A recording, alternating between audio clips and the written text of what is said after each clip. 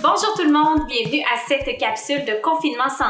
On s'adresse encore une fois aujourd'hui aux parents des enfants qui sont au primaire ou au préscolaire parce qu'on vous propose 6 ressources éducatives pour les élèves du primaire.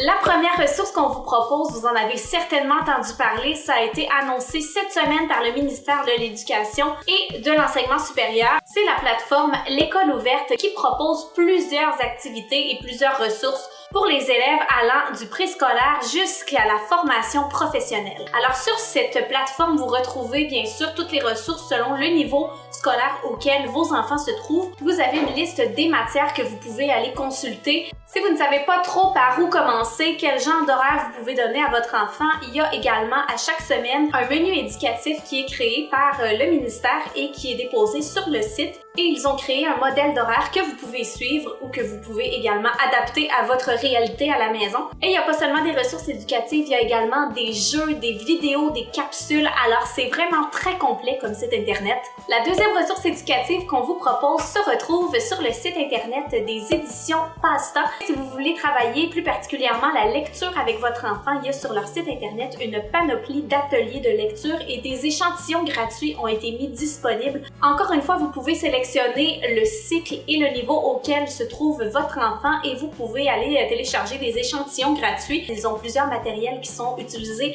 par beaucoup d'enseignantes, alors le fait qu'ils offrent plusieurs ressources gratuites, bien je vous conseille fortement d'aller en profiter.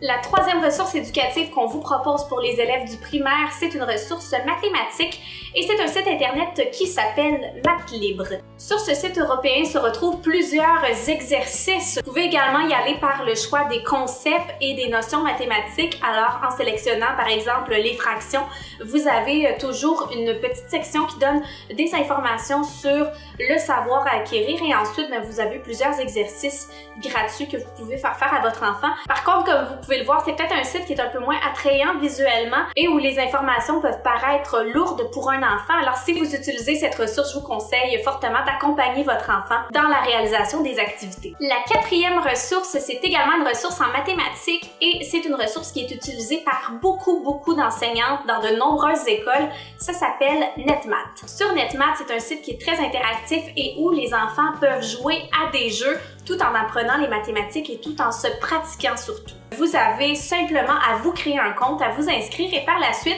vous avez accès gratuitement à toute la plateforme NetMath parce que en temps normal, c'est une plateforme qui est payante et réservée aux enseignantes et aux écoles. Par contre, en raison de la COVID-19, le site NetMath vous rend disponible gratuitement son contenu. Alors, je vous conseille vraiment d'aller essayer ce site.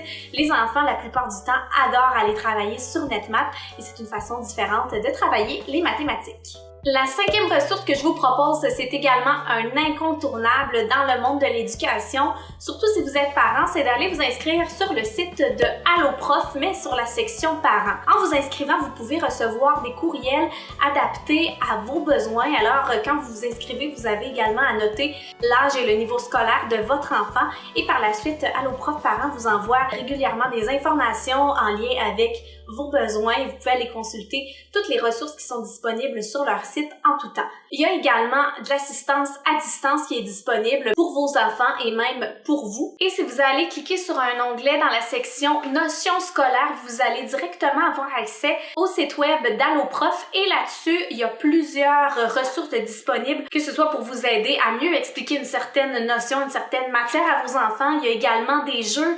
interactifs en mathématiques, en français, pour aider vos enfants à apprendre différents savoirs. Alors, ça vaut la peine d'aller fouiller sur le site d'Alloprof. Et finalement, la sixième ressource qu'on vous propose, c'est via le site internet de Chenelière Éducation. Pour la COVID-19, Chenelière Éducation a rendu disponible gratuitement tous les exemplaires de ces livres, de ces manuels scolaires. Alors, si votre enfant a un livre de Chenelière Éducation à la maison ou si c'était le livre qu'il utilisait à l'école mais que vous n'avez pas pu aller le récupérer, vous pouvez aller sur le site internet de Chenelière Éducation et vous avez accès à tout le contenu, autant des manuels que des cahiers d'exercices.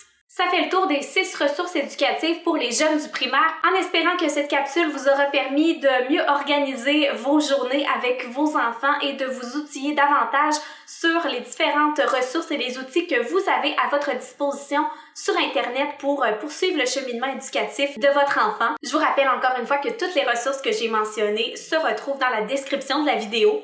À bientôt!